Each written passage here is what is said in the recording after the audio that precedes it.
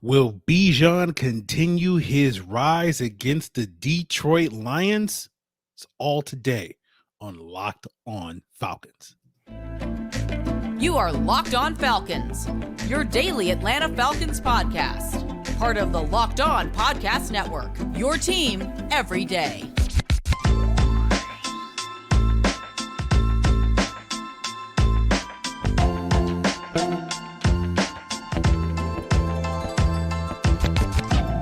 Welcome back to another illustrious episode of the Locked On Falcons podcast, your daily Atlanta Falcons podcast, part of Locked On Sports Atlanta, your team every day.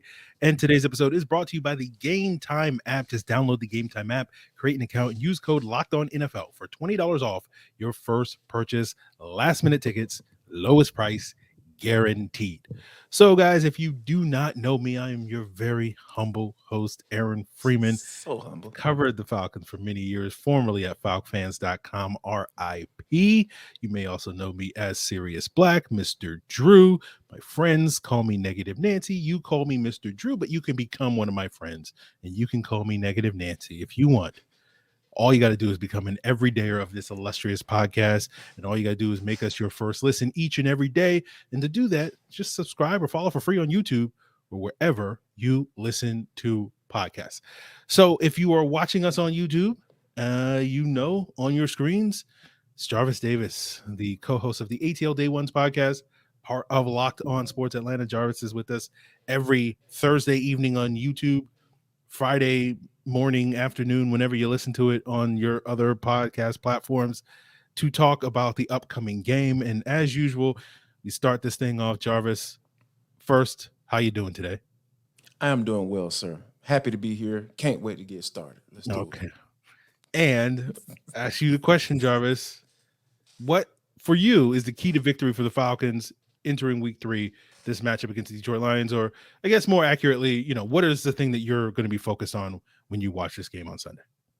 The continued use of Bijan Robinson. Like, what are we going to look like this week? Is it going to be 20 carries? Is it going to be 20 plus carries? Are we looking to, him starting off the game at running back, and then Tyler Algier is coming in, them being in the game together? I've been very intrigued by how Arthur Smith has used Bijan Robinson, because I talked about going to last week against the Green Bay Packers. I wanted to see Tyler Algier and Bijan Robinson in the game at the same time, and we saw that. And you saw how the motions, when he goes in motion, the defense moves. They react to that, and I think that's what Arthur Smith wants.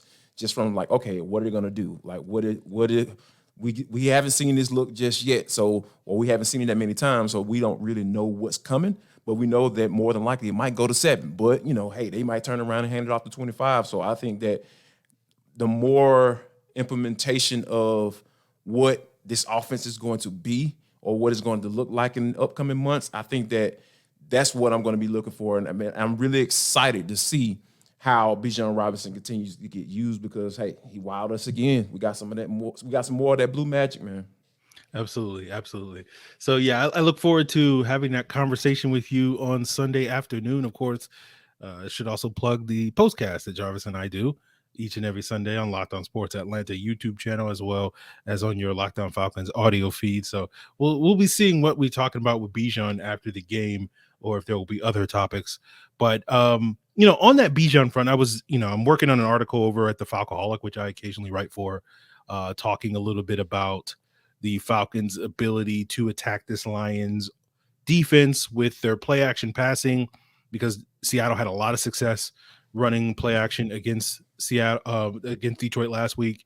And in doing the research, and one of the things I talked about earlier this week was like, maybe the Falcons should run more under center stuff. And I'm like looking at the numbers, and it's interesting to me that like Bijan has been great regardless of what type of offense. If you're shotgun, pistol, he's doing Bijan things, right?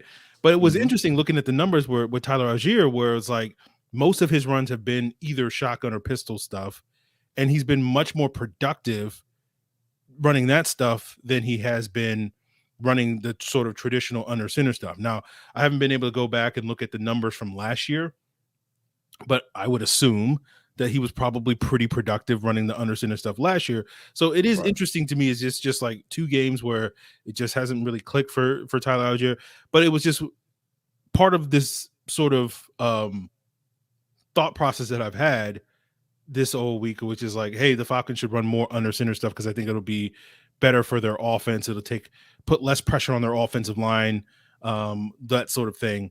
And part of me is wondering if that is the case, you know, are we getting to that point, that separation point where it's like, okay, this offense just seems to click a little bit better with Bijan in the backfield than it does with Tyler Algier. But we'll just sort of have to see how that all plays out. I think you're onto something, because here's the thing. Arthur Smith always talking about not being obvious on offense. And then the one thing about the pistol, man, like you're lined up directly behind the quarterback. So you don't know what side of the football that the offense is going to favor in that particular play, because, you know, if he's lined up to the right side of the quarterback, a lot of times the defense is going to shift, or the strength of the defense is going to be, hey, they're going to call out strong left, you know, and then if he's on the left side, the defense is going to say, hey, strong right, you know, especially if you have an even formation with those two wide receivers on both sides. So all those things kind of come into play. I feel like when, you know, you're in that pistol, it's just like there's so many things you can do with Bijan Robinson lined up like that, right? Because you can swing him out to the right, you swing him out to the left, you can go with play action, you know, and do a little quick RPO on the goal line and let Desmond Ridder run in there for the touchdown. So just so many things that you can do. I guess you can be very, you know, as to which way you're going to go when you're calling plays. And I think that's like the benefit of that versus, hey, you lined up in the I formation, 25 in the game, and it's first down. Shoot. Hey, man, I don't know about you, but if I'm a linebacker, I know I'm coming down here. I'm on my toes ready to come, because more than likely they're going to turn around and hand the ball off to him. So I think that with, you know, Tyler Algier having some versatility to be able to operate within those formations, I think that's going to help him from a touch standpoint. But I feel like the more and more they put, you know, implement Bijan Robinson into this offense, the more and more you're going to understand, like, hey, Arthur Smith is trying not to be as obvious as he was last year, you know, because the offensive line was playing some good football last year. So, hey, we don't care if you know what's coming. We're going to run it right down your throat. So, and this year that hasn't necessarily been the case, right? You know, for whatever reason. But I think that's kind of, I think you can attribute that to Arthur Smith not wanting to be obvious, and the defense is getting caught a little off guard because they don't know how, on a game in, a game out basis, how they're going to use 7. Yeah, I think that's great points there, Jarvis. We will continue the conversation, flipping the script, looking at the defensive side of the ball, because I don't know about you, Jarvis, but I think one of the more intriguing matchups in this Week 3 game against the Lions is, you know, this Lions offense. We've been talking, you know, at least here on Locked On Falcons, like this is a level up from what we've seen the first 2 games, and Absolutely. Can this defense keep pace? And so let's talk about that as we continue today's Locked On Falcons. Now, buying tickets to your favorite events shouldn't be stressful. Gametime is a fast and easy way to buy tickets for all the sports, music, comedy, and theater near you.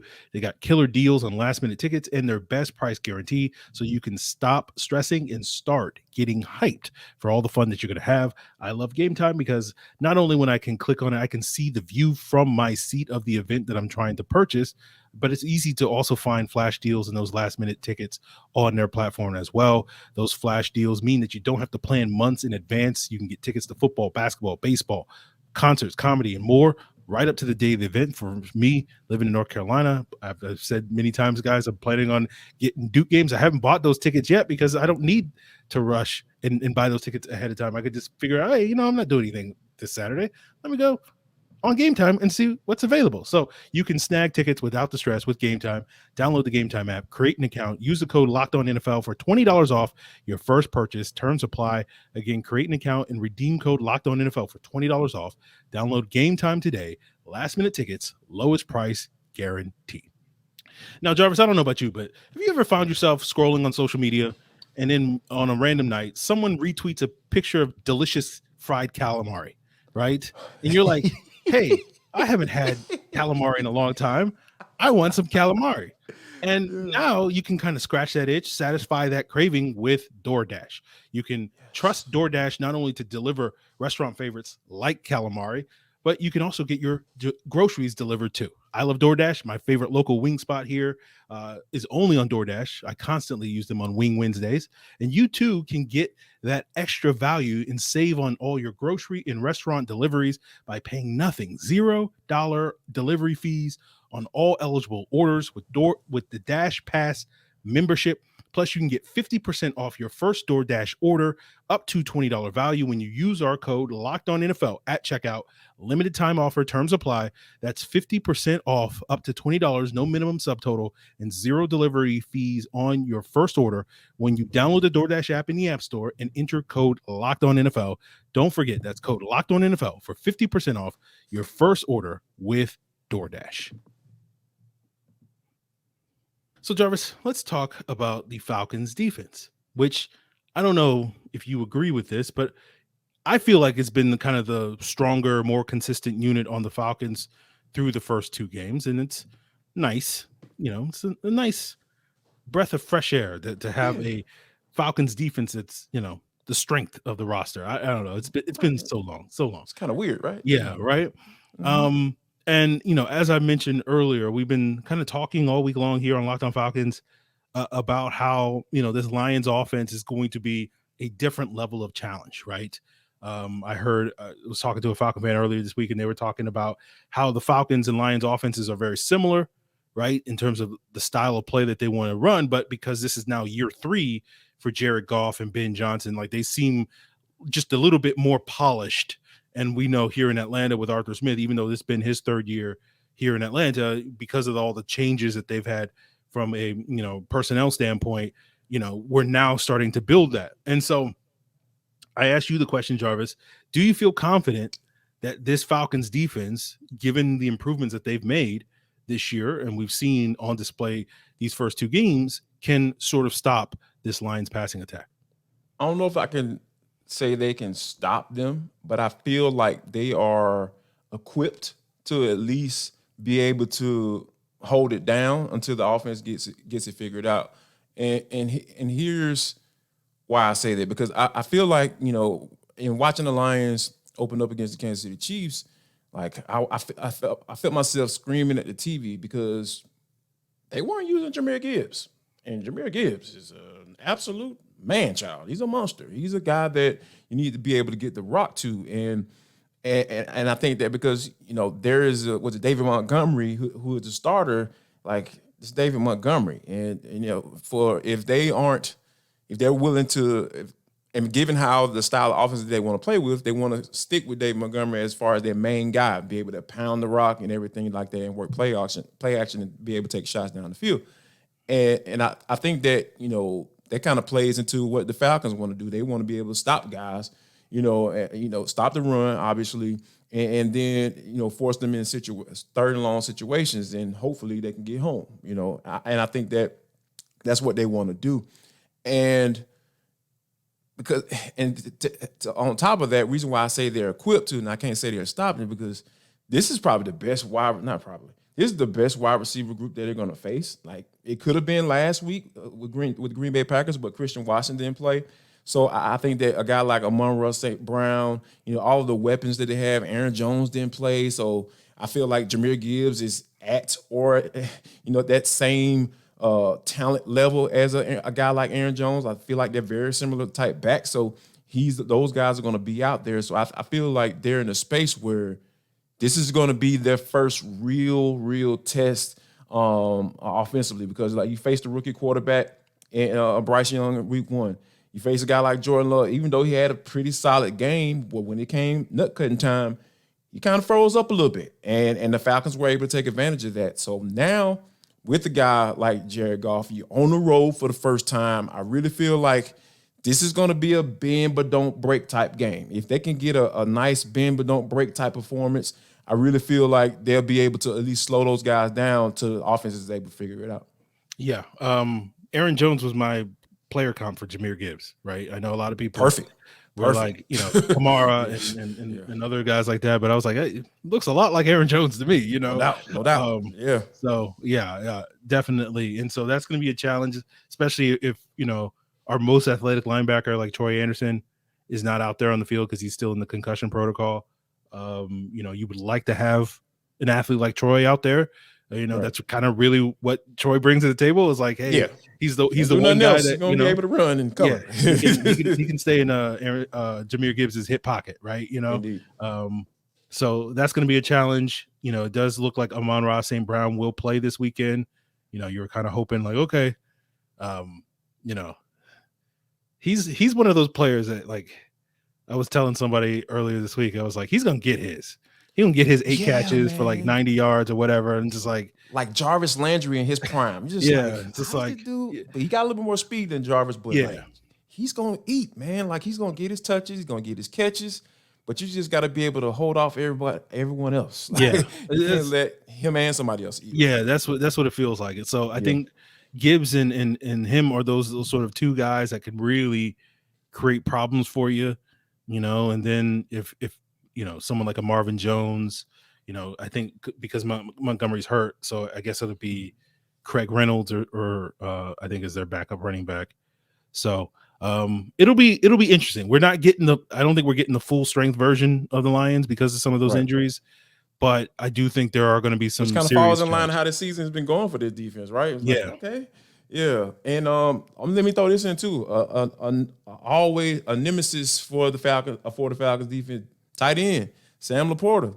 Like he's been looking pretty solid. So that's a guy that's gonna have to keep an eye on too. Another reason why you might miss, you know, Troy Anderson if he, you know, I believe he was limited at practice. So we'll see if he'll be able to play. But I think that's one of the things that like you can't let random guys go off. Like the guys that you normally gonna get there is Amon-Ra St. Brown.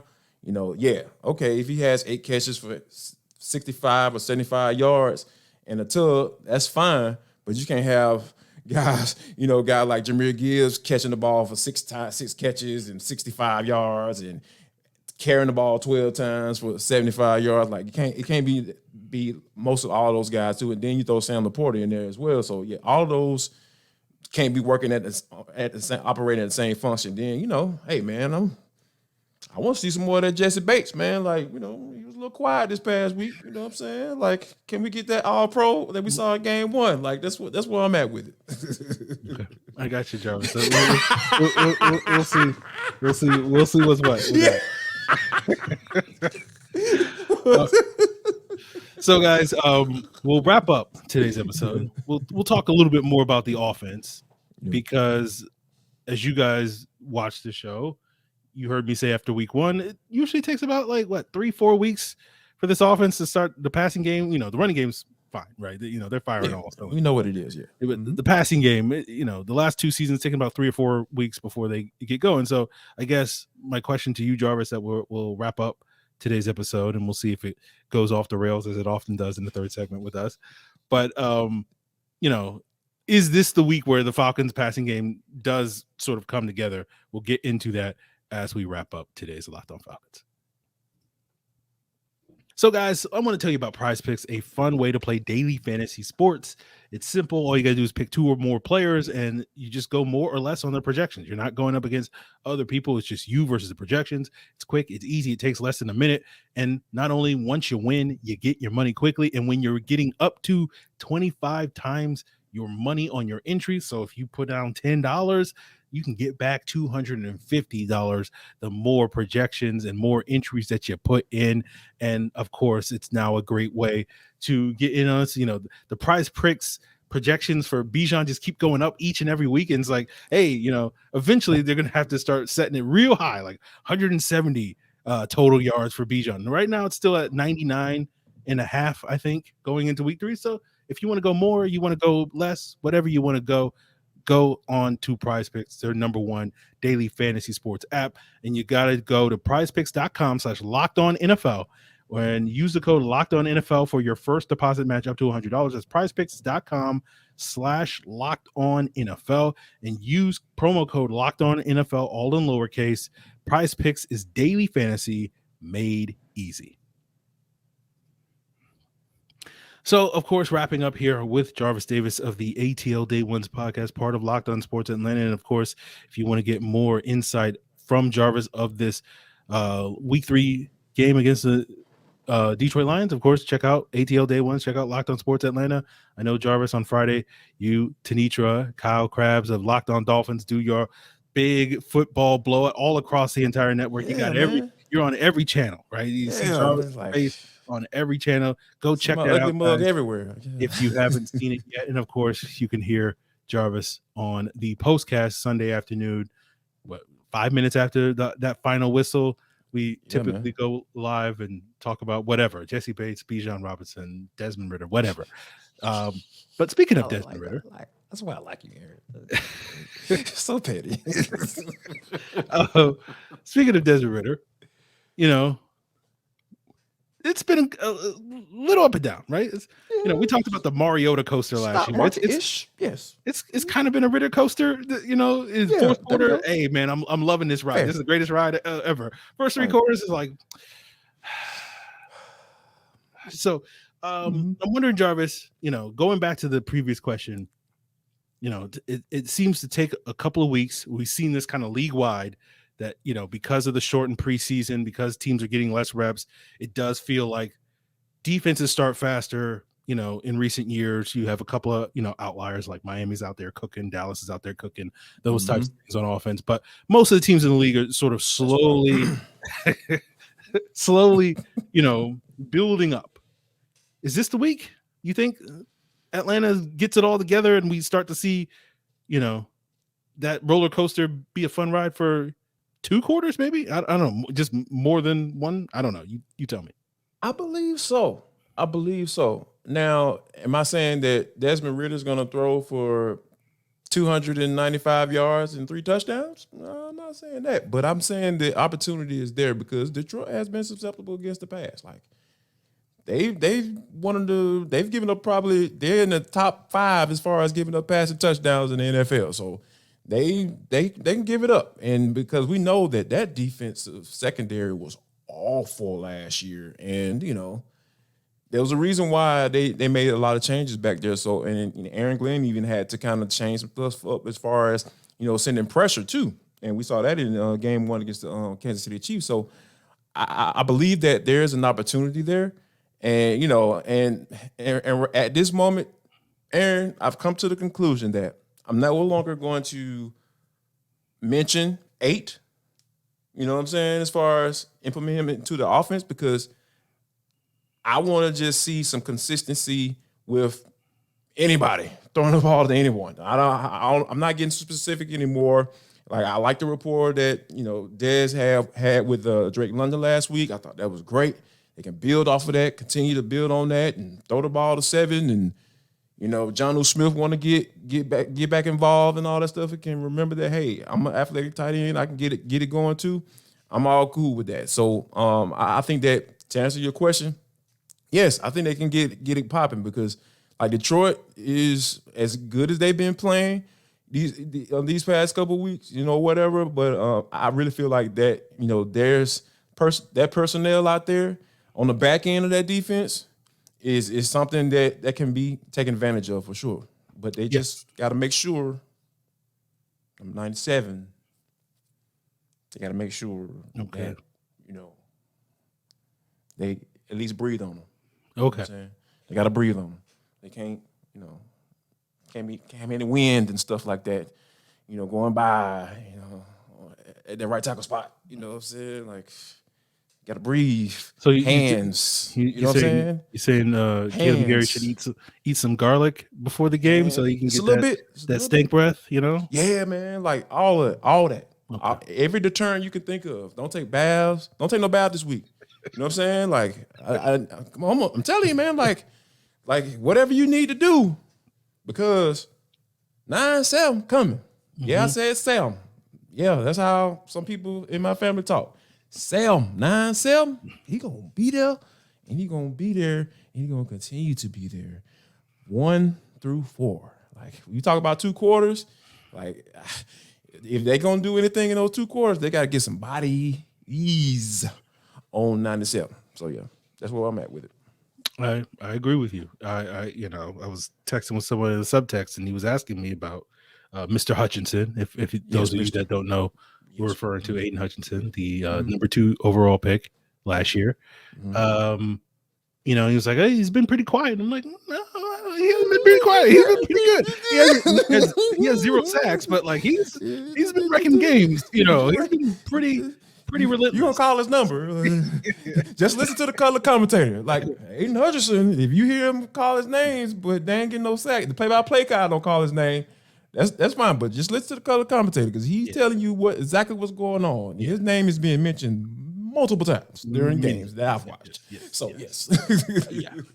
So I'm like, if you want to get schooled on subtext, by all means, join the link in the description below.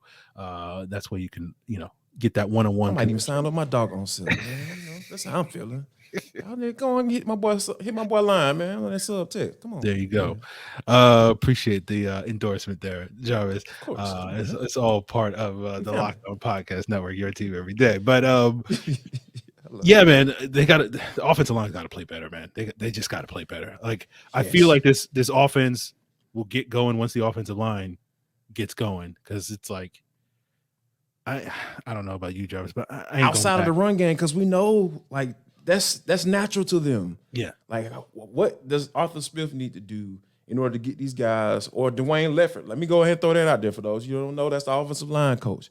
What does Dwayne Leffert need to do in order to get these guys on the same page? Because there have been too many points in games for several drives in consecutively that those guys have just been out of whack. And I know that I didn't think that highly of Caleb McGarry's passing capabilities coming into the season, but what I've been seeing is it hasn't been good.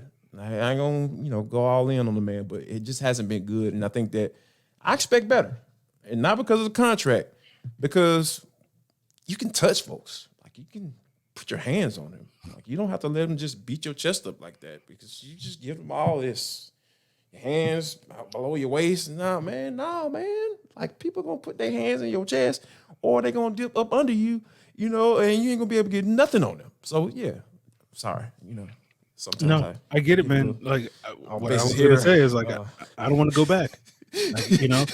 I've like my mood on this team is based off the offensive line play. Right? Yes, absolutely. It's absolutely. Like, when they're playing well, I'm like, hey man, everything's going great, isn't it? It's a beautiful day outside. Right. There's birds chirping, there's the sunshine and all this stuff. And then when they struggle, it's like, oh, here we go. And you know what I'm saying? Can Desmond Ridder read a newspaper back there on Sundays? Because Jordan Love, he was reading newspaper from time to time. He was eating breakfast, cereal. You know what I'm saying? It takes time to focus and eat cereal. You know what I'm saying? You got to put your head down. Like, he was putting his head down, drinking the bowl. He open, you throwing down the field. So, like, that can't happen, man. We can't have no more of that. Like, I want to see Desmond Ridder back there with time. What can he do with time? If he has time, 3 seconds. I ain't asking much. 3 seconds. I know that's a lot for you football nerds. But yeah, like if he can have that 3 second count to push that ball down the field, man, what will he do with it? What will he do with it? And I think that's when we'll start getting like a really good evaluation on Ridder and who he is and what he can project to be. I agree, Jarvis. Can't say it any better than that right there. So we'll see if this is the week where they put it together. As you say, 9-7 is not going to make it easy on him. So they got to step up, and we'll see how it goes. But much to the chagrin of the folks in the comments, I picked the Lions to win, not because I don't think the Falcons can win this game. I think it's a very winnable game for the Falcons. I just got to see it. I would nothing. I would love to sit here on this podcast and say, hey, Jarvis, man, they ran the ball and they threw it. Yay, that defense slowed them down. Like I would love to be on the podcast, the postcast saying all that stuff. So we'll see. And we might even have a appearance from Tanitra too this Sunday. Oh, what? Oh man, we're gonna have somebody to be able to narrate this foolishness that we put together after Falcons games. Pray for Tanitra. I know. Yes, absolutely. Yes, pray for my sister because hey man, look, y'all know how we get down on these podcasts. Come on now. We're gonna have some fun. Y'all Yes. get to talk some Falcons. Mm-hmm. Or Good luck to Falcons, her. as my people on the west side say. Good luck Falcons. to her. All right. So guys, check it out. See how Tanisha tries her best to rein this thing in. Yes. We'll see. But that's going to do it for us here on today's Locked On Falcons, guys.